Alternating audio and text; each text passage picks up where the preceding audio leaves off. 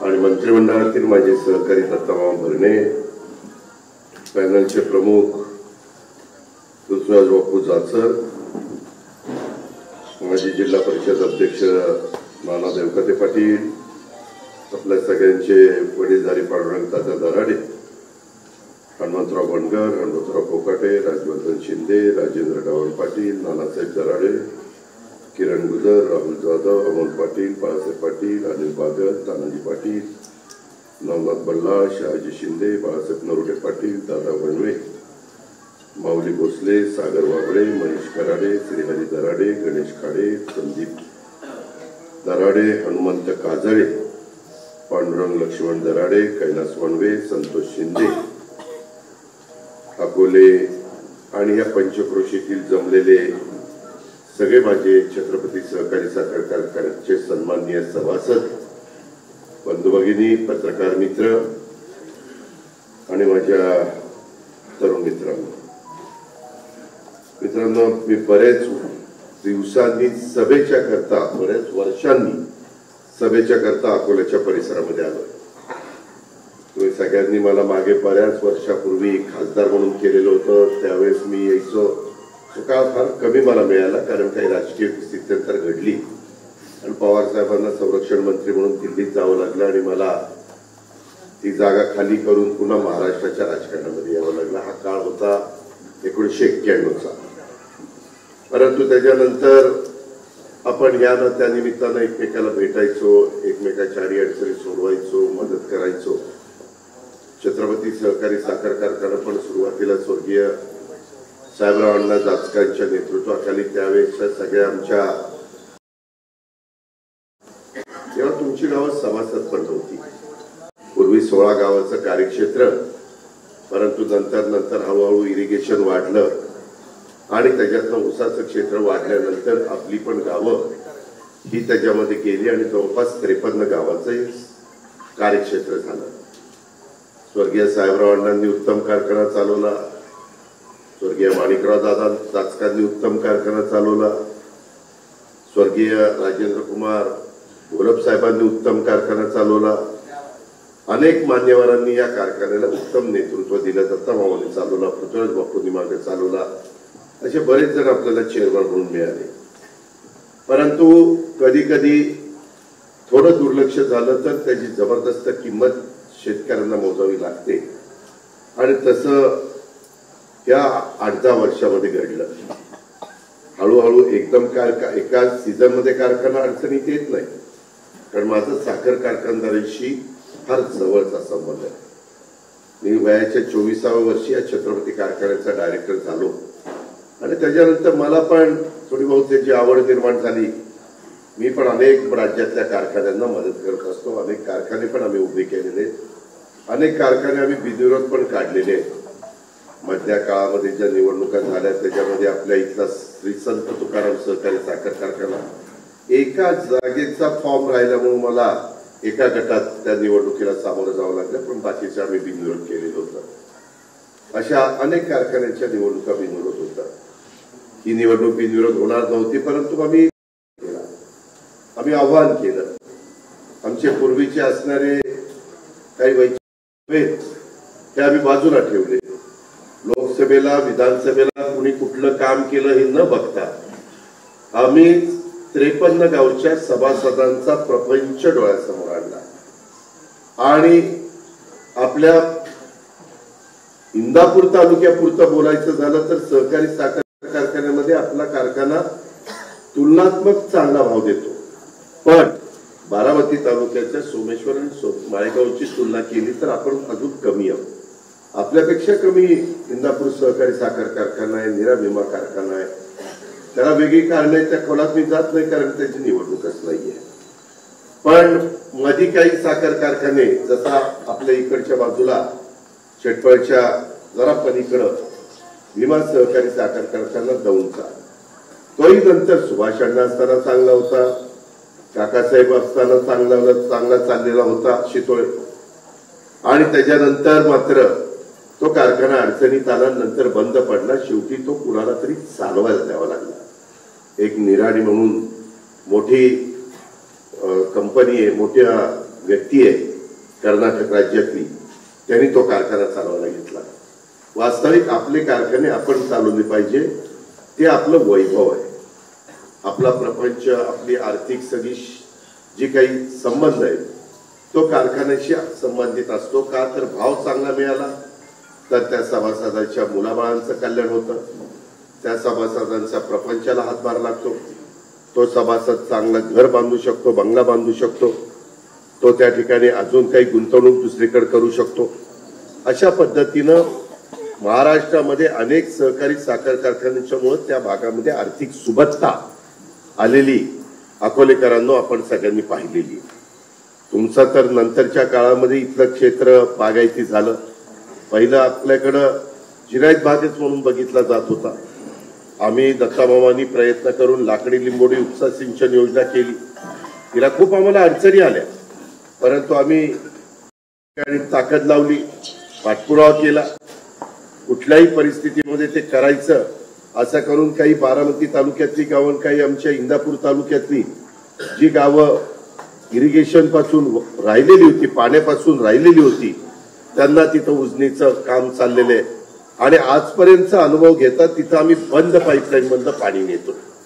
मी आता बारामतीला जाणारी शिरसाई जी पुरंदर तालुक्या करताय, जी बारामती तालुक्या करताय, जी दौंड तालुक्या करताय, तिथंही आपला सगळा भाग खडकाळ असल्यामुळं तिथं आम्ही बंद पाईपलाईन मधनंच पाणी घ्यायचं ठरवलेलं आहे. आता त्यालाही मंजुरी मिळाली, लवकरच त्याचं टेंडर होईल आणि ते काम सुरू होईल.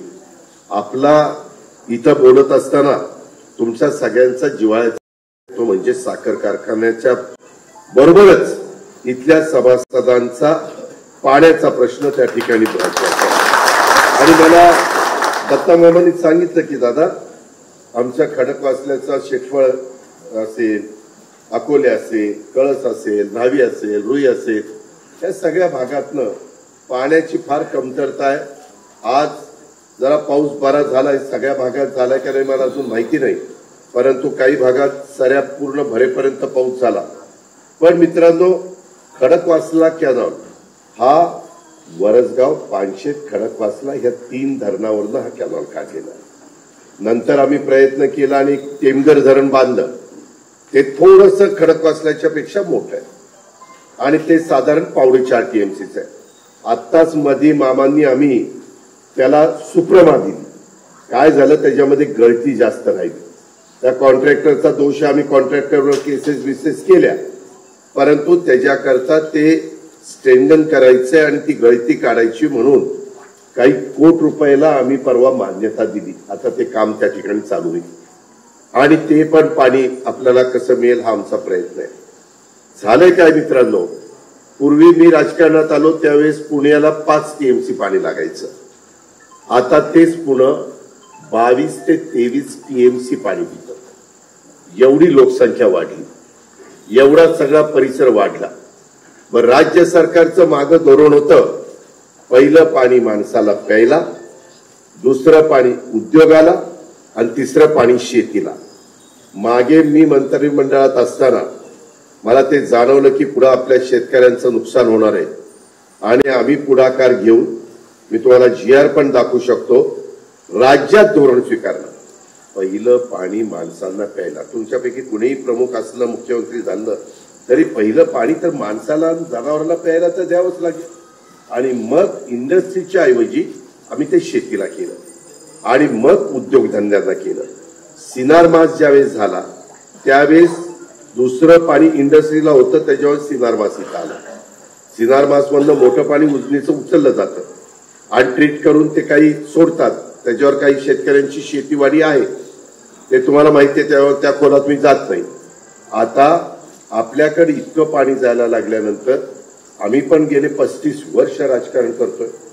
कसं पाणी माझ्या निराडाव्या कालव्याचं जास्तीचं येईल, कसं पाणी माझ्या खडकवासल्याला टेलला, त्या ठिकाणी खडकवासला जो प्रकल्प आहे, खडकवासल्याला नाव आहे पण त्याला वरसगाव पानशेतचं फिडिंग होतं आणि इकडनं टेमघरचं फिडिंग होतं.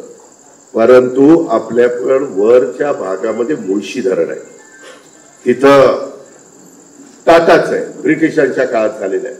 आता दत्ताभाऊ भरणे, अजित पवार, आमचा सगळ्यांचा प्रयत्न हा चाललेला आहे की मुळशीचं पाणी हे तुम्ही जे वीज तयार करायला वापरता, आता पूर्वी पाण्यावरनं वीज तयार होत होती, कोळशावरून वीज तयार होती. आता पाण्यापासून वीज तयार होती, कोळशापासून वीज तयार होती, सूर्यापासून वीज तयार होती, वाऱ्यापासून वीज तयार होती, बगॅसपासून वीज तयार होती, न्यूक्लिअर पासून वीज तयार होती. असे अनेक प्रकार वीज तयार करण्याचे निघालेले आहेत. त्याच्यामुळं पूर्वी लोकसंख्या कमी होती. ब्रिटिशांच्या काळात आपण 35 कोटी होतो, आता 140 कोटी झालो, चौपट. धरणं आहेत तेवढीच आहेत. मी मधी माझ्याकडे खातं होतं. मित्रांनो, मी हा प्रयत्न केला की या सह्याद्रीच्या दऱ्याखोऱ्यामध्ये अजून कुठं साईट आहे का, तिथं धरण आपण करू, परंतु तशी साईट नाही. आता आम्ही नवीन एक कल्पना पुढे आलेली आहे, आम्ही म्हणजे ती राबवतोय की तिथं पलीकडे जे पाणी पडतं, सह्याद्रीच्या दऱ्याखोऱ्यात पाणी पडून काही पाणी आपल्याकडे येतं आणि काही पाणी पडून पश्चिमेकडं त्या समुद्राला जातं. मग तिथं काही ठिकाणी बांध घालायचे आणि बांध घालून आता बोगदे निघाले, जसं भीमा सीना बोगदा. आज भीमेचं पाणी सीना नदीत कुणी विश्वास पण ठेवला नसता, परंतु ते सक्सेस झालं. आज तिकडं धोम-बलकवडीचं पाणी इकडं आपण पुणा जिल्ह्यामध्ये त्या ठिकाणी घेतलं, साताऱ्यातलं, तेही सक्सेस झालं. आता मोठे मोठे बोगदे काढून अशा पद्धतीनं पाणी नेता येतंय. आम्ही तर उद्धटवरून बोगदा काढलाय आणि तो उजनीत आणलाय. नीरा नदीचं जे पाणी ओव्हरफ्लोचं जातं ते उजनीत घालायचं आणि उजनीच्या लोकांना कमी पाणी मिळतं ते जास्तीचं द्यायचं आणि काही पाणी मराठवाड्याच्या हक्काचं आहे ते त्यांना द्यायचं. पाण्यावर प्रत्येकाचा हक्क आहे. त्याच्यामुळे आपण इकडं तेल लाव. आज खडकवासला प्रकल्पाचं पाणी जिथं सुरू होतं तिथून कॅनॉल सुरू होतो, तो कॅनॉल फुरसुंगीला येतो. मित्रांनो, त्यामध्ये 3 TMC पाणी, म्हणजे एक खडकवासला धरण पूर्णपणे बरेच वर्ष तेवढं पाणी वाया जातं वर्षभरात. आता त्याला बोगदा आम्ही मंजूर केला. का तर ते 3 TMC पाणी वाचावं. आम्ही खडकवासल्यातून बोगदा काढतो तो डायरेक्ट फुरसुंगीला काढतो. आता त्याच्यानंतरच्या काळामध्ये आम्हाला पुढे पण लिकेजेस बंद करायचे. खडकवासला प्रकल्पातलं नंतर पाणी नवीन मुठा उजवा कालव्यामध्ये येतं. ते पाणी कुठलं येतं? 0 किलोमीटर पासून 202 किलोमीटर, 0 किलोमीटर पासून 202 किलोमीटर वेडं वाकडं नागवडी जिथं जिथं आपल्याला उंचवटा होता आणि पाणी पुढे जाईल, टेक्निकल दृष्ट्या अधिकाऱ्यांनी त्याचं हे केलं, अभ्यास केला आणि त्या पद्धतीने येतं. आपला इंदापूर तालुका आहे तो 146 किलोमीटर ते 202 किलोमीटर मध्ये म्हणजे टेल आहे. मधी मी एक कायदा आणला, head to tail, tail to head पाणी तुम्ही दिलं पाहिजे. का तर ज्याच्या उस्याशी धरण आहे तो तर लगेच पाणी घेणार आणि टेलवाला बघत बसणार, म्हणजे आमची वाटच लागणार. त्याच्यामुळे तो कायदा आणला. त्या कायद्याची अंमलबजावणी शेवटी करायचं म्हटलं तर त्याला सगळ्यांनी साथ दिली पाहिजे. इंदापूर तालुक्याच्या ज्या काही शाखा आहेत कालव्याच्या त्या साधारण 11 म्हणजे 202च्या नंतर 11 किलोमीटर देखील माझा इंदापूर शाखा कालवा आहे. तो जर धरला तर 213 किलोमीटर बसतोय. आणि शेतफळला, अकोलेला, निरगुड्याला मित्रांनो त्यामध्ये तुम्हाला राग येणं साहजिक आहे. तुमच्या जागी मी असतो तरी मला राग आला असता. कॅनॉल किती कटिंग करून आणलेलं आहे ते तुम्ही त्या ठिकाणी बघताय. मधून अधून मी ते गाळ काढण्याच्या करता दत्तामामा आम्ही प्रयत्न त्या बाबतीमध्ये करतोय. आम्हाला कदाचित हाही विचार करावा लागेल, जसं पुरंदर उपसा सिंचन योजनेचं पाणी आम्ही बंद पाईपलाईन मधनं देतोय, लाकडी लिंबोडचे पाणी आम्ही बंद पाईपलाईन मधनं देतोय, जनाई शिरसाईचं पाणी आता बंद पाईपलाईन मधनं 460 कोटीचं काम त्या ठिकाणी सुरू केलेलं आहे. आता आपल्याला हे पण पाणी बंद पाईपलाईन मधनं आणावं लागेल. आम्ही पुणेकरांना सांगितले, तुम्ही जे पाणी वापरता नदीला सोडता ते आम्हाला बारक्या कॅनॉल मधनं द्या, म्हणजे वरचं काही भरणं आहे ते बारक्या कॅनॉल मधनं साधारण सहजपूर किंवा कुठेतरी त्या दौंड तालुक्यातला आहे तिथपर्यंत कव्हर होईल. म्हणजे मग त्यांचा पाण्याचा प्रश्न सुटेल आणि ते पाणी वाचलेलं ते माझ्या खडकवासला कॅनलला आणून माझ्या टेलच्या लोकांना द्यायचे। पण त्याच्यामध्ये सुरुवात करताना टेलच्या लोकांना पाणी आणत असताना मित्रांनो, मी आपल्याला सगळ्यांना सांगतो, खडकवासल्याला आम्ही 1100 क्युसेस, मी आता जरा क्युसेस मध्ये सांगतो, तुमच्यातले काही जण अभ्यासपूर्ण असतील तर ते त्यांना समजेल। 1100 क्युसेस पाणी सोडतो आणि आपल्या इथं टेलला येत असता शेतपळला ते 1100 तिथं सोडल्यावर 230 क्युसेस त्या ठिकाणी येतं। ते माझ्या शेतपळ अकोला निरगुड्याला येतं आणि त्याच्या पुढं ज्यावेळेस मी पाणी काढायचा प्रयत्न करतो ते 170च जातं। आणि त्याच्यात तुम्हालाही वाटतं, तुम्ही बहुतेकांनी शेतकरी केली, तुम्ही मला नाही म्हणू शकत नाही, कारण मला आता हेलिकॉप्टरने फिरायला मिळतं, मी वरनं बघत असतो इकडे काय चाललंय इकडे काय चाललंय, तर मला शेतकरी खूप दिसतात, तुमच्याकडेच दिसतात असं नाही। जिथं जिथं साधारण जिरायत भाग आहे तिथं बारमाही पिकं घेण्याकरता, द्राक्ष माझ्या बागा टिकवण्याच्या करता, माझा ऊस टिकवण्याच्या करता, माझ्या केळीच्या बागा टिकवण्याच्या करता, इतर काही फळबागा जर घेतल्या शेतकऱ्यांनी माझ्या इथं, माझ्या बारामतीत आणि पुरंदरमध्ये अंजीर घेतात, तिथं फार मोठ्या प्रमाणात केलं पाहिजे। पवार साहेबांनीच त्या काळामध्ये राष्ट्रीय फलोत्पादन योजना आणली आणि त्याकरता आम्ही शेततळ्याला मान्यता देऊन तिथेही मदत केली। आताही आम्ही शेततळ्याला मदत त्या ठिकाणी करतोय। मित्रांनो, हे सगळं होत त्याच्यामध्ये आम्हाला टेलला पाणी आणत असताना काही ठिकाणी मोटारी काही काळाकरता बंद करावे लागतात तर पाणी पुढे येतं। तुम्हाला माहिती नाही, मी मधी जरा माहिती घेतली, 750 पंप एकट्या माझ्या शेतपळमध्ये 150 पंप आहेत, अकोल्याला 350 पंप आहेत, निरगुड्याला 240 पंप आहेत, 740 पंप आहेत। आम्ही मारे आयटीत मध्ये निर्णय घेतला, माझ्या बळीराजाला समाधान मिळावं, त्याचा खर्च वाचावा, की लाईट बिल माफ असलं तरी हा अजित पवारकडे अर्थ खाता आहे, तो बजेटमधनं 20,000 कोटी रुपये महावितरणला भरतो ऊर्जा खात्याला, तेव्हा तुम्हाला 3, 5, 7.5ला वीज बिल माफ होतं। हे असं तसं होत नाही। तुम्हाला असं वाटतं ही माफ म्हणजे काही कुणाला द्यावं लागत नाही, ते वीज तयार करतात, ते आम्हाला पैसे मागतात, तुम्ही फुकट आम्ही देणार नाही। आम्ही बस, माझ्या बहिणींना अर्धी बस फुकट केलीये, त्यांना अर्धे पैसे आम्हाला द्यावे लागतात, किंवा माझ्या ज्येष्ठांना, मला वाटतं बस फुकट आहे ना, किती ज्येष्ठांना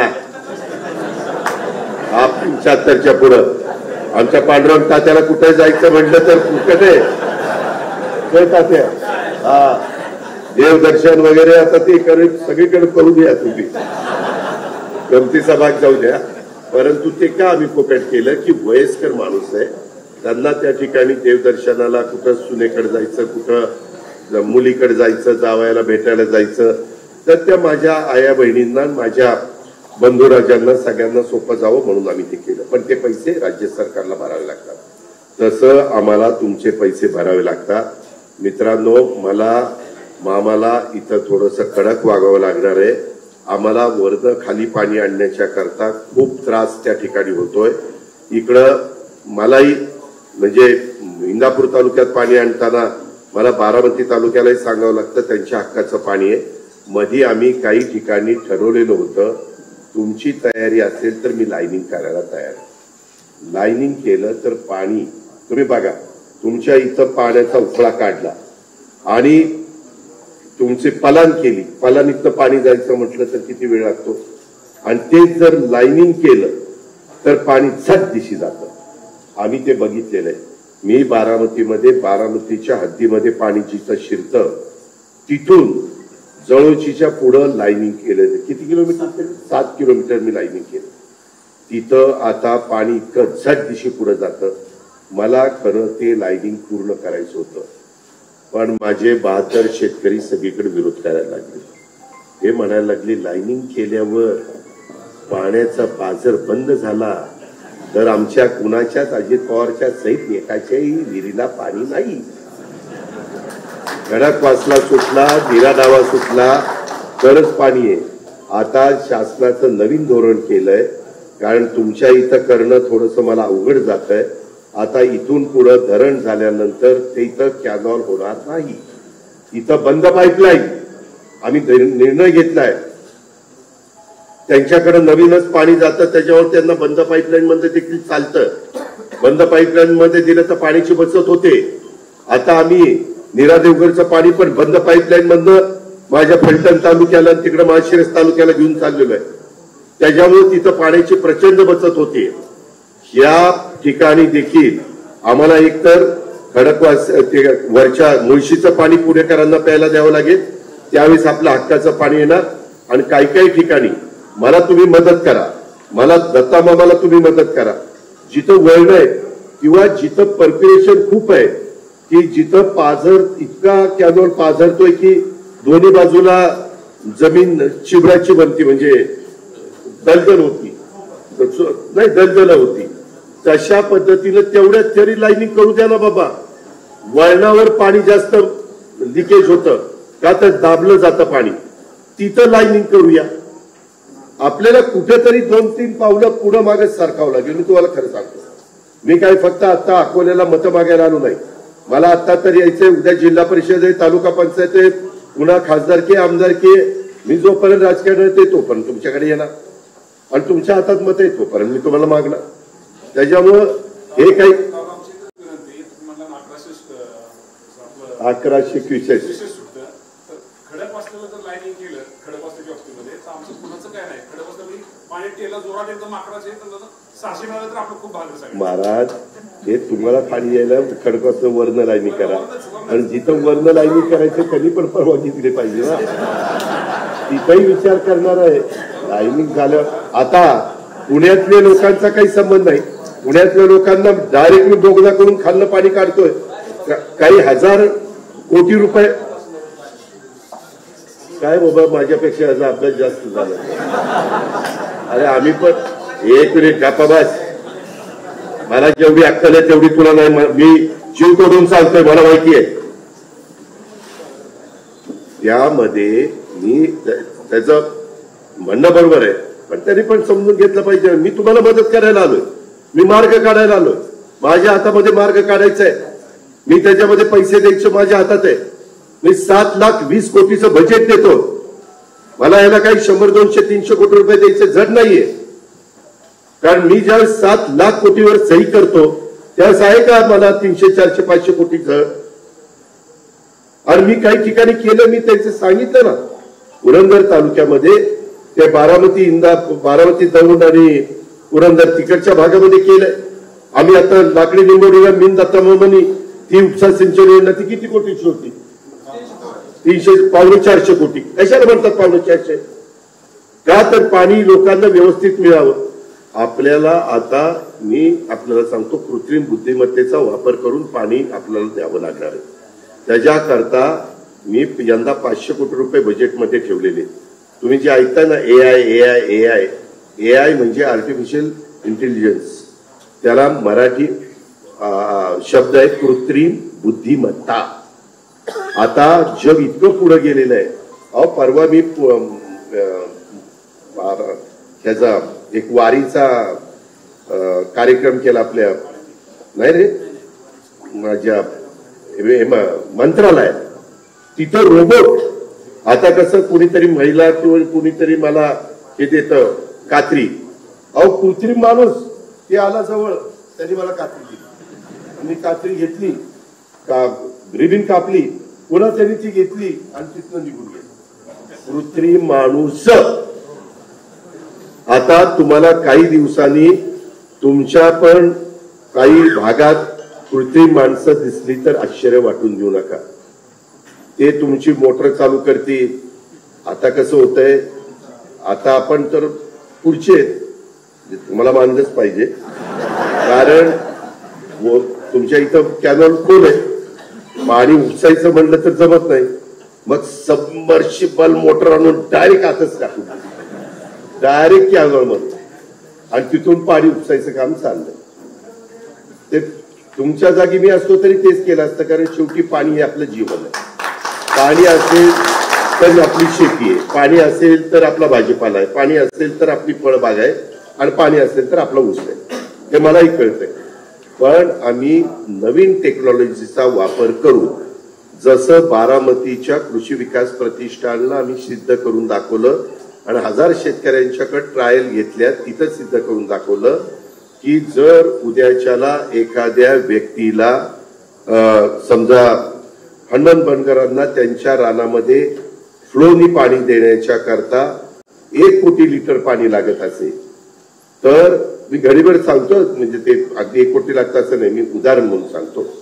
तर तुम्ही एआयचा वापर केला, ठिबकचा वापर केला तर त्याच्यामध्ये 50% बसत होते. म्हणजे 50 लाखातच ते पाणी डायरेक्ट पिकाच्या मुळाला मिळतं. ते मी तुम्हाला मत मागायला आलोय. उद्याच्या 4 नंबर गट आहे ना तुमचा, 4 नंबर गट सगळ्यात मोठा आहे. त्याकरता मी दत्तामामा आणि पृथ्वीराज बापूंनी तुमच्याकडे 5 जागा दिलेल्या आहेत. 3 तुमच्या, त्याच्यानंतर 4थी तुमची ब वर्गाची आणि 5वी ओबीसीची, अशा 5 जागा दिल्यात. साधारण आम्ही गणित असं केलं 22,700 का 800 मत आहेत. तर आम्ही बसलो आणि 1000 एक कॅन्डिडेट आपण देऊ, म्हणजे 22,000 21च उमेदवार होते. मग आम्ही 21 दिले. मग अजून 2 आमच्या हातात आहेत, ते स्वीकृतचे. त्याच्या संदर्भामध्ये उद्याच्याला ज्या गावांना प्रतिनिधित्व नाही मिळालं आणि गाव मोठं आहे, त्याला गाव बारक म्हणजे मतदार कमी असतील आणि दादा तुम्ही म्हटला तर अकोल्याच्या सभेत येईल द्या इकडे, असं नाही. गाव मोठं आहे, गाव मोठं नाही, मतदार जास्त आहे. मी चुकून गाव मोठं म्हणतो. ज्या गावात मतदारांची संख्या जास्त आहे त्या ठिकाणी आम्हाला तिघांना विचार करावाच लागणार आहे आणि तिथं प्रतिनिधित्व आम्हाला द्यावं लागणार आहे. आम्ही ते बघू 5 वर्षात, 2.5 वर्षात 4 घ्यायचे का 5 वर्षात दरवर्षी एकेकाला शेंदूर लावून डायरेक्टर म्हणून त्या ठिकाणी करायचं ते ठरवू. ते काळजी करू नका. तशा पद्धत आम्ही दुसरीकडे तसं केलं म्हणून म्हणतो. शेंदूर लावून शब्द मागे घेतो, तुमचा मान आहे त्याला. तुम्ही म्हणाला आता शेंदूर म्हणतो का बघतोच आता 18 तारखेला गप्प बशी जातली गेली आमच्या बहिणीच्या मागे अरे बोर्ड कोणा पाऊस पडल्यामुळे ही आतमध्ये बोर्ड आला आणि ती वर पत्रा असल्यामुळे वर सरकवता येईल. पण इथं आहे ना गप्पशी. आता परातीत चहा पित नाही आपण, कपशी पितो. परातीत पूर्वी चहा प्यायचो. ती परातीला हे लावून ना आपल्या इंदापूरला नाही का मटण भाकरी कुचकरून खायचो. हा नाही पूर्वी वटकण लावून. जाऊ द्या ते गेले दिवस, आता वेगळे दिवस आले. मी आठवण करून देतो फक्त. त्या पद्धतीनं मला तुमचं मत पाहिजे. या संदर्भामध्ये आपल्याला खूप मोठ्या प्रमाणावर वेगवेगळ्या ठिकाणी म्हणजे नियमाप्रमाणे वागायचं म्हटलं तर तुम्हाला 100% पाणी येणार. नियमाप्रमाणे. नियम कसा आहे की अनधिकृत ज्याच्या मोटारी त्याच्या बंद झाल्या पाहिजे. अनधिकृत मोटारी किती आहे? 740 शेतकऱ्यांच्या. पण त्याही मला करता येत नाही, कारण तोही शेतकरी मी शेतकरी. त्याच्यावर आम्हीच अधिकाऱ्यांना सांगतो जाऊ दे ना, शेतकरी बाबा त्याच्याकडे नाही परवानगी. पण आता याच्यातल्या किती मोटारी आकड्यावर चालतात हे तुम्हाला माहिती. पण ते आता आकडा तुम्ही बंद केला तर मोटारचं बिलच आम्ही भरतो. आता तर शेतकरी इतके पुढचे निघाले, इथे काय करतात 7.5 हॉर्सपॉवर पर्यंत माफ आहे ना, तर 10च्या मोटरला 7.5चं लेवल लावत आहे. 7.5ची मोटर होतात. किंवा काय तर मला सांगितलं दादा आमची 1250ची मोटर असली ना 12.5 हॉर्सपॉवरची, तर एक 5ची लावायची एक 7.5ची लावायची. तुम्ही काय केले 7.5 हॉर्सपॉवरला बाप, तेव्हा ही 7.5 आणि 5 दोन्हीचं पुढे जोडलं पुढे पाणी काढलं. पण तरी देखील मी गप्प बसलो. ठीक आहे माझा शेतकरी आहे, तो डोकं चालवतोय, त्याची पिकं घेतोय, आपल्याला त्याला मानला पाहिजे. त्याच्यामुळं ते आपण हे करतोय. पण मी आपल्याला ती मामा तर त्या कुरोलीला गाडीत बसल्यापासून जी माझं डोकं खाल्लंय ती इथपर्यंत, ते अजून माझं डोकं शाबूत राहिले. म्हणून दादा मला झोप येत नाही, दादा मला झोप येत नाही. लोक म्हणतात की पूर्वीचा आमदार असताना पाणी कसं यायचं, अरे पूर्वीचा आमदार 11-12 वर्षापूर्वी होता, त्यावेळेस पुण्याला एवढं पाणी लागत नव्हतं. आता पुणे प्रचंड वाढलंय. 10-11 वर्षात किती पाणी वाहून गेलं. काय कर हा मग तेच सांगतोय ना मी. खडक मुळशीचं पाणी माझं पुन्हा मुख्यमंत्र्यांशी बोलणं झालं. ते म्हणले आपण टाटाची बैठक घेऊ आणि टाटाला सांगू. मी मध्ये मुळशीचं 1 TMC पाणी मुळशी तालुक्यामध्ये दिलेलं आहे. तिथल्या गावांना पाणी नव्हतं, त्यावेळेस आम्ही बोगदा खांदला आणि 1 TMC पाणी वर्षभरात, ज्यावेळेस नदीला पाणी नसतं त्यावेळेस आपण मुळा नदीत, मुळशी धरणातलं मुळा नदीत सोडतो. आताही कुणी पण येऊन बघा, घोटवड्याला जरी आला तर तुम्हाला ते बघायला मिळेल. तशा पद्धतीनं आपल्याला जुनं रेकॉर्ड बघून, ब्रिटिशांच्या काळातलं रेकॉर्ड काहीतरी करून की बाबा आम्हाला आता हे जुनं रद्द करावं लागेल. देशाला स्वातंत्र्य मिळाल्यानंतर आता इतकी वर्ष झालेली आहे आणि आता आम्हाला आमच्या शेतकऱ्याला पहिल्यांदा मदत करायची, असं करून आपल्याला त्याच्यातनं मार्ग काढता येऊ शकतो. कारण टाटा पण तसे व्यापारी माणसं आहेत. किंवा आमच्या पुढे एक पर्याय आहे, तोही आम्ही काढलाय. मी एक कमिटी केली होती, अविनाश सुर्वेंच्या अध्यक्षतेखाली. आता ते रिटायर झालेत. पूर्वी आपले एसी होते, सीई होते, ईडी होते, सेक्रेटरी होते, सगळी पद्धत त्यांनी बघितली. तर त्यांना करायला सांगितलं. ते म्हणाले की दादा ह्याच्यामध्ये आपल्याला एक मार्ग अजून निघू शकतो की टाटा ती वीज तयार करतं पाण्यावर आणि वीज कुणाला देतं? मुंबई शहराला. टाटा जर 100 मेगावॉट वीज तयार करत असेल तर टाटा राज्य सरकारच्या वतीने 100 मेगावॉट वीज द्यायची. आपली थर्मल विभागाची वीज आहे ना, तुर्जे आम्ही तिथे देतो आणि त्या 100 मेगावॉट विजेचं पाणी ते काही TMC आहे ते आपण आपल्याकडे त्या ठिकाणी घ्यायचं. पुण्याला प्यायला घेतलं की आपलं जे पाणी हे होत आहे, शॉर्टेज पडतंय, ते आपल्याला त्या ठिकाणी पडणार नाही. जसं नीरा डावा कालव्याला पाणी नक्की कमी पडलं असतं, कारण ते फक्त खडकवास भाटघरचं पाणी आहे.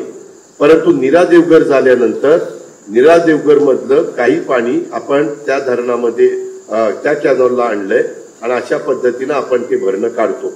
म्हणून तिथला कॅनॉल आता बंद होत नाही. आणि आता पुढच्यांची बचत काय केली तर बंद पाईपलाईन बंद केली. तशा पद्धतीनं माझा आणि मामांचा प्रयत्न त्या ठिकाणी चाललेला आहे. मी कदापि अकोलेकरांनो, माझ्या शेटफळगडेच्या लोकांनो, माझ्या नावीच्या लोकांनो, माझ्या रुईच्या लोकांनो, अकोल्याच्या लोकांनो, मी तुम्हाला कुठं सांगणार नाही. मी त्याच्या संदर्भात आमचा सतत प्रयत्न चाललेला आहे. परवा पण कुठल्या तरी कॅबिनेटला मामांनी काढलं होतं हे टाटाचं पाण्याचं. त्यावेळेस मुख्यमंत्र्यांच्या शेजारी, तिथं कसं असतं, मुख्यमंत्री एकनाथराव आणि मी असे आम्ही तिघं बसतो आणि हे सगळे असे समोर बसतात. तर त्यावेळेस मुख्यमंत्री म्हणले दादा मी मीटिंग लावतो, ती मीटिंग मी लवकर घेतो. आता सुदैवानी परमेश्वरांनी आपलं ऐकलं. पांडुरंगा तुला नमस्कार. आणि काही का होईना पाऊस पडला, परंतु पाऊस पडला म्हणून मी समाधानी नाही. काही थोडंफार काहींचं पाळी वाचली असेल, जिथं पाऊस चांगला पडलेला असेल. परंतु ह्याच्या संदर्भामध्ये आम्ही वरनं काही प्रेशर होऊन हवेली तालुक्यामध्ये, दौंड तालुक्यामध्ये, पुरंदर तालुक्यामध्ये हे वरनं काही गडबड होणार नाही. त्यांनाही मिळेल त्यांच्या हक्काचं, पण त्याच वेळेस आम्हालाही मिळेल आमच्या इंदापूरच्या हक्काचं, आमच्या ह्या खडकवासल्याच्या टेलचं. या पद्धतीने तुम्हाला आठवत असेल खडकवासल्याचं तर पाणी त्या सण काढलेलं होतं. फार हत्तीवरून साखर वाटली ज्या माप्पा मोरेने. आता बिचारे नाही आहेत परंतु मला आठवत आहे. पण तू कुठं आता पाणीच नाही, इकडेच पाणी मिळालं तर सनसट कटला कधी पाणी द्यायचं. म्हणून त्यांना तिकडनं ते भर काढलेली आहे. आम्ही नदीला पण आता काही काही ठिकाणी बॅरेजेस करतो. आम्ही केटीवेरचं रूपांतर बॅरेजेस मध्ये करतोय. ते महाराष्ट्रात केलेलं आहे. मी आता बीडचा पालकमंत्री तिथंही केलेलं आहे. मांजऱ्यालाही लातूरमध्ये केलेलं आहे. गोदावरीला नाथसागर पासून बाबळी बॅरेज पर्यंत अनेक ठिकाणी केलेलं आहे. तापी नदीवर केलेलं आहे. त्या नद्या मोठ्या आहेत, तिथं बॅरेज करायचं म्हटलं तर 2-2 TMC पाणी अडतं. 2.5 TMC खडकवासला एवढं पाणी अडतं. आपली नदी उथळ आहे, आपल्या इथं एवढं पाणी अडणार नाही. पण केटीवेरपेक्षा कितीतरी पटीने जास्त पाणी तिथं आले. त्याही बद्दल आपण स्टेप बाय स्टेप त्या ठिकाणी पुढे जाऊ. कारण तुम्ही ज्यावेळेस दत्तामाव भरणेंना, अजित पवारांना प्रतिनिधित्व करण्याची संधी देता, त्यावेळेस आम्ही तुमचं लोकप्रतिनिधी म्हणून तिथं सभागृहामध्ये बसून ज्यावेळेस कायदे करतो, नियम करतो, त्यावेळेस याही गोष्टीचं भान डोळ्यासमोर ठेवून की पुढं माझ्या पुढच्या पिढीनं आमच्या पूर्वजांनी चुकीचं केलं किंवा यांनी त्यावेळेस लक्ष दिलं नाही म्हणून आमची राख रांगोळी झाली असा ब्लेम आमच्यावर येऊ नये याकरता मी मामाने त्या पार कोणाकोणाच्या शपथा घेऊन मोकळा झाला. मी आपली शपथ घेत नाही. अरे मी पण खरंच सांगतो ती असताना मी तर त्याच्यापेक्षा खरं सांगतो आणि सगळ्या अकोलेकरांना माहिती मी शब्दाचा पक्का आहे. महाराष्ट्र मला मिळवतो. मी एखाद्याला सांगितलं खासदार करतो तर करतो. मी एखाद्याला सांगितलं ह्याचा काटा काढतो तर काढतो. मी एखाद्याला सांगितलं पाडतो तर पाडतो की नाही. हा तर त्याच्यामुळे मी तुमच्या कामात लक्ष घातलंय. तुम्ही काळजी करू नका. तुम्ही माझ्यावर विश्वास ठेवा. तुम्ही अडचण आहे तुम्हाला थोडस मनात वेगवेगळी भावना येत असेल तो तुमचा अधिकार आहे. पण मी माझं आता ऑफिस तर मी इतकं स्टाफ ठेवलेला आहे. मी आता एका स्टाफलाच ही स्टाफमध्ये माझ्या PS आणि हे खूप मोठं माझ्याकडं अधिकारी लोक आहेत. तर त्याच्यात एका अधिकाऱ्याला नुसतं एवढंच काम देतो याचं ते पाठपुरावा करायचा आणि त्या पद्धतीने मामा मला सोमवारी मी बीडला आहे पण मंगळवारी आपली कॅबिनेट आहे त्या दिवशी आठवण कर मी राजेश देशमुख दीपक कपूर यांना बोलून त्या ठिकाणी कामाला लावतो. तुम्ही काळजी करू नका. पण त्या संदर्भामध्ये आपल्याला पण काही गोष्टी ज्यावेळेस पाणी टेलला काढायचंय त्यावेळेस काही काळाकरता थोड्याशा मोटारी बंद ठेवाव्या लागतील. काही काळाकरता एकदा तेलचं उरकलं की तुमच्या मोटारी त्या ठिकाणी तुम्ही चालू ठेवाच त्याबद्दल दुमत नाही. त्याच्या आधी आम्हीच होतो ना आम्ही कधी मोटारी बंद करून दिल्या का. आता जरा अडचण आली म्हणून थोडस ते झालं परंतु ते दुरुस्त करतो.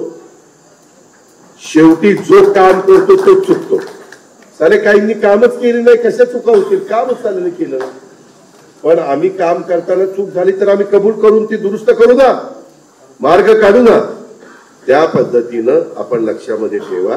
आणि अजून काही तुमच्यातल्या शिकल्या सवरलेल्या किंवा रिटायर झालेल्या किंवा आता अधिकारावर असणाऱ्याच्या मनात काही वेगळी कल्पना असेल तरी मला त्याला भेटवा.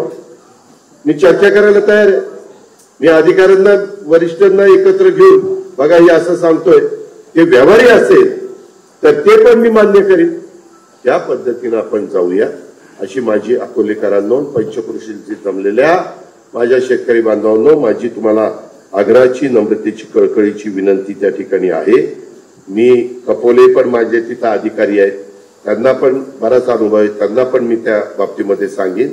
मी हाही विचार करेन की काही भागामध्ये जिथं पाण्याची आपल्याला बचत करायची तिथं काही बंद मधनं आपल्याला आणता येईल का अशा 2-3 गोष्टीचा पर्याय ठेवून आपण त्या ठिकाणी पुढं जाऊया असं मला वाटतं. आणि मी आज आपला छत्रपती सहकारी साखर कारखाना तुलनात्मक माळेगाव सोमेश्वरच्या पेक्षा कमी भाव देतोय. आपल्याला त्यांच्या बरोबरीनं भाव द्यायचा आहे. सोमेश्वर पण एकेकाळी आपल्याही मागे गेलेला होता परंतु मी सोमेश्वरला एक सभा घेतली आणि त्यांना सांगितलं की जर मी सोमेश्वर कारखाना चांगला भाव नाही दिला तर त्या ठिकाणी मी तर ते वेगळं सांगितलं होतं. आता निवडणूक झाली पण मी त्यांना सांगितलं होतं मी आमदारकीचा फॉर्मच भरणार नाही. मी त्यांचा कारखाना आज महाराष्ट्रात पहिल्या 5 मध्ये येतो. सोमेश्वर सहकारी साखर कारखान्याचा भाव महाराष्ट्रात पहिल्या 5 मध्ये माळेगावचा पहिल्या 5 मध्ये आपण मागं आहोत. त्याचा तो प्रयत्न आपल्याला करायचा. त्यावेळेस मी विनंती केली की सगळे नवीन लोक घेऊ. त्याच्यामुळं मागं 10 वर्ष जे डायरेक्टर होते त्यांना मी थांबा अशी विनंती केली. आपण दुसरीकडे त्यांचा विचार करू. आपल्याकडे जिल्हा परिषद आहे तालुका पंचायत आहे इतर संस्था आहेत बँक आहे वगैरे वगैरे. तर माझं यावेळेस नवे चेहरे दिले. मी अकोलेकरांना सांगतो इथं तुमच्या देखत हे चहाशिवाय काही तिथं घेणार नाही. कुठं कारखान्यात नाश्ता बिष्टा सगळा बंद करून टाकली. फक्त चहा. गाडी कारखान्याची नाही. चेअरमन सकट गाडी कुणी डायरेक्टर वापरणार नाही. वापरतील तर ती त्यांच्या पैशाची घेतलेली गाडीत त्यांच्या पैशाचं पेट्रोल डिझेल वापरून ते कारखान्याचं काम करणार आहे असं कुठं पाहायला मिळत नाही. परंतु त्या पद्धतीनं आम्ही सगळ्यांनी तिघांनी ठरवलेलं आहे आणि त्या प्रकारे मी फक्त फारच त्यांना चहाचा कंटाळा आला तर ऑक्टोबर नोव्हेंबरला सीझन सुरू होतो. सीझन सुरू झाल्यावर फार तर 1 ग्लास रस सॅम्पल ज्यूस रिकव्हरी चेक करायला आणलेल्या उसाचा रस आपल्याला मी चेष्टा करत नाही, आपल्याला बचत करावी लागेल. भाव असा तसा निघत नाही, त्याला फार बारकाईनं प्रत्येक गोष्ट ही बारकाईने बघावी लागते, त्यावेळेस तो भाव निघतो. मग साखर विक्रीमध्ये बारीक बघावं लागतं, मोलॅसिस विक्रीत बारीक बघावं लागतं, बारदाण्यात बघावं लागतं, बारदाण्याला लागणाऱ्या सुतळीत बघावं लागतं. आता सुतळी नाही वापरत, आता ते दोरा आम्ही वापरतो. पण ह्या पद्धत तुझं खरं आहे, म्हणजे चुकीचं नाही. तर ह्या सगळ्या गोष्टी आहेत बाबांनो. पृथ्वीराज बापूंना त्याचा अनुभव आहे, काटकसरीनं ती व्यक्ती काम करणारी.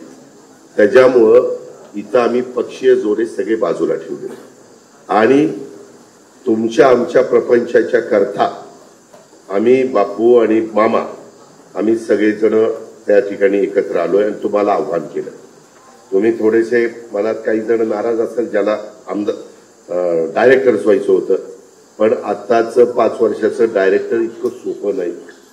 तिथं कामच करावं लागेल, तिथं वेळच द्यावा लागेल, तिथं लागण तारखेप्रमाणेच ऊस तोडावं लागेल. मी डायरेक्टरचा घरचा जवळचा आहे म्हणून माझा पडवा द्या असं करता येणार नाही. काही कारखान्यात करतात, आपल्या नाही, दुसरीकडच्या. ते झालंय का, म्हणूनच बदल केला. त्या संदर्भामध्ये माझ्या इथे कानावर आलं ते ठीक आहे, कारण जे आयला ती मागची घुसून बसली म्हणजे त्यांना दाढी पुरवाचा पुरवठा माझ्या नाक्यानं व्हायची. कारण मला अनिलचं पण मत पाहिजे, मला बाळासाहेबांचं पण मत पाहिजे, मला पूर्वीच्या डायरेक्टरांचं त्यांच्या घरातल्यांची पण मतं पाहिजे. त्याच्यामुळं आपण आता हे सगळं स्थिर स्थावर करू, पण तुम्हाला त्याच्याकरता ऊस कारखान्याला घालावं लागेल. आम्हाला तुमच्या पाण्याच्या करता नवीन टेक्नॉलॉजीचा वापर, तोही कार्यक्रम आम्ही राबवणार आहे. त्याला पृथ्वीराज बापू आपल्याला लगेचच जय सभासद येतील, कारण आपली लोक काय करतील, पहिल्यांदा ते दिसल्याशिवाय.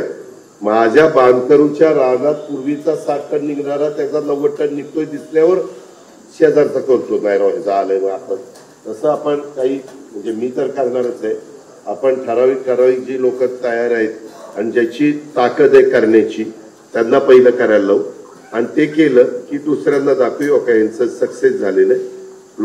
आम्ही मधून आणून ऊसाचे परिसंवाद घेऊ, त्याच्यामध्ये चांगले पाडेगावचे लोक, हे जी लोक पाठवतो, कशा पद्धतीनं त्याच्यात खताची बचत होती, पाण्याची बचत होती, सगळं काही होतं, टनेज वाढतं.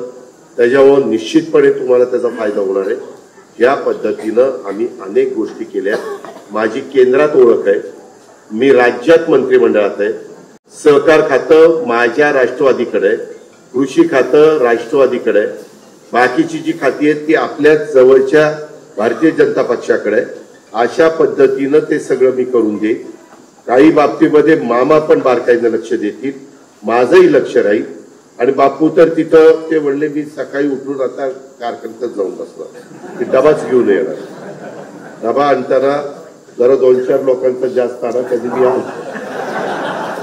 मी कधी आलो तर मलाही तो डबा घेऊन. तर त्या पद्धतीने हे होणार. पूर्वी आमच्या आजोबांनी, त्यावेळेसच्या पिढीनी डबे आणलेत आणि तिथं खाल्लेत आणि तो कारखाना उभा केलाय.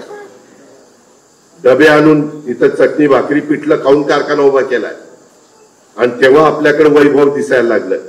पण त्या वैभवाला थोडासा जो काही दृष्ट लागलेली आहे, ती दृष्ट ह्या निवडणुकीच्या निमित्तानं काळा डाग तिथं लावून, तिथं आपण आता लिंबू आणि मिरची काय म्हणतो, बावली, बावली उलटी करून ती लावू. बावली बिवली काही नाही, आपण तिथं चांगल्या पद्धतीने चालू. आपल्यात तेवढी धमक आणि ताकद आहे, तुम्ही काही काळजी करू नका. आणि आम्हाला पण, आम्ही 5 वर्षाच्या करता तिथं निवडून गेलो. त्याच्यावर हे पण 5 वर्षाच्या करता निवडून जाणार आहे. आणि ह्यावेळेस काही केलं तरी 5 वर्ष झाली की लगेच निवडणूक लावू, म्हणजे 10 वर्ष काही थांबायचं नाही. म्हणजे दुसऱ्याला पण चान्स मिळेल, तर तेही आपण करू. अशा सगळ्या गोष्टी. आता काही जण आमचे विरोधक काय सांगतात, अरे हे तर काय तुमचं सभासदत्व कमी करायला निघाले होते, पण कमी झालं का? नाही झालं. त्याला आम्हीच मदत केली ना कमी होऊ नये म्हणून. त्याच्यामुळं ज्याचा ऊस नाही पण सभासद आहे त्यांनी त्यांचं सभासदत्व हे आमच्या प्रयत्नामुळे राहिलेले, हे त्यांनी विसरता कामा नये अशी माझी हात जोडून विनंती आहे. त्याला ती म्हणते याला मत पाहिजे काही सोबतच घेतोय. विनंती नम्र विनंती. तर त्या पद्धतीनं घरच्या लोकांना वगैरे जातीचा, पातीचा, धर्माचा, पंथाचा काही विचार करू नका, भावकीचा विचार करू नका, गावचा, बाहेरच्या गावचा असला काही विचार करू नका.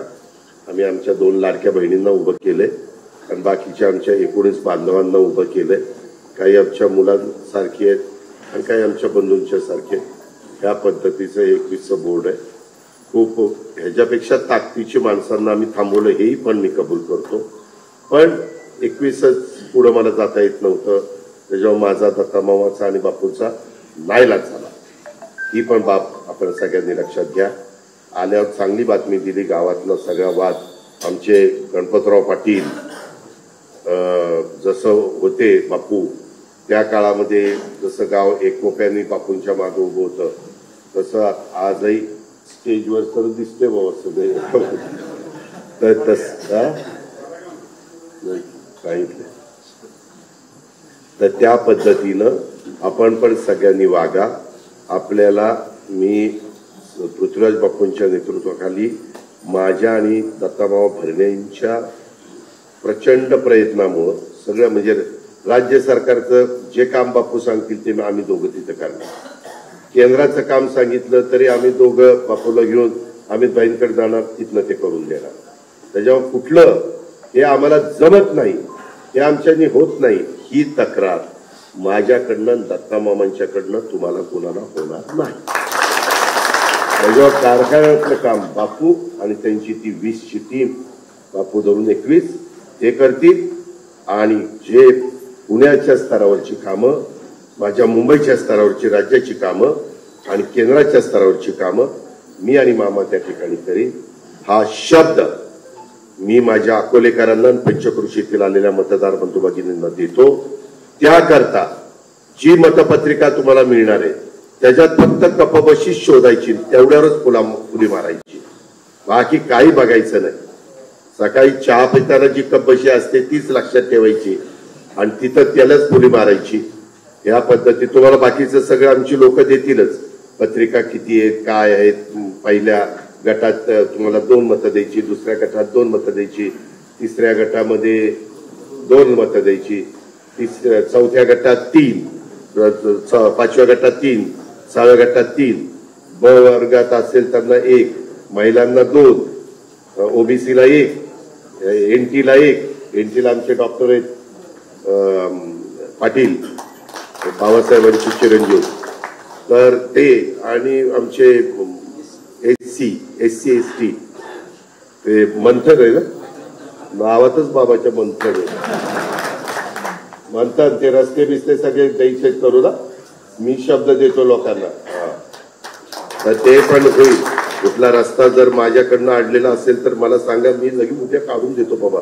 पण कपशी लक्षात ठेवा, एवढं मात्र सांगतो. तर बाकीचं पण आता बघा, येताना मी आलो, येताना एक रस्ता काही ठिकाणी अडवला गेला होता, हे नव्हता. आता कारखान्यावरून येताना, इथं येताना जो रस्ता वांद्यात थांबला होता,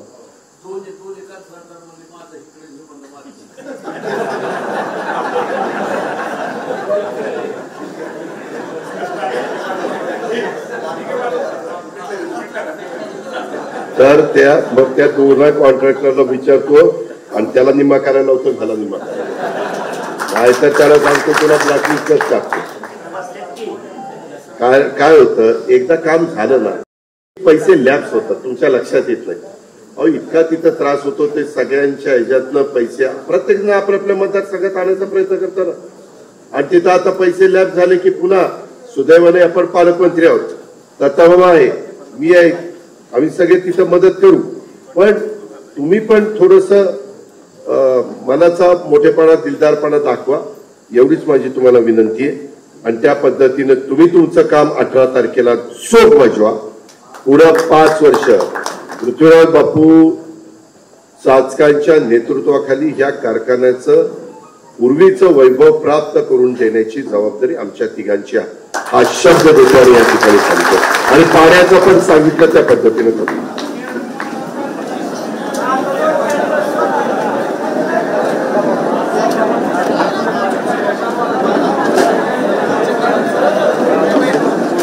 शाळेच्या पहिल्याच दिवशी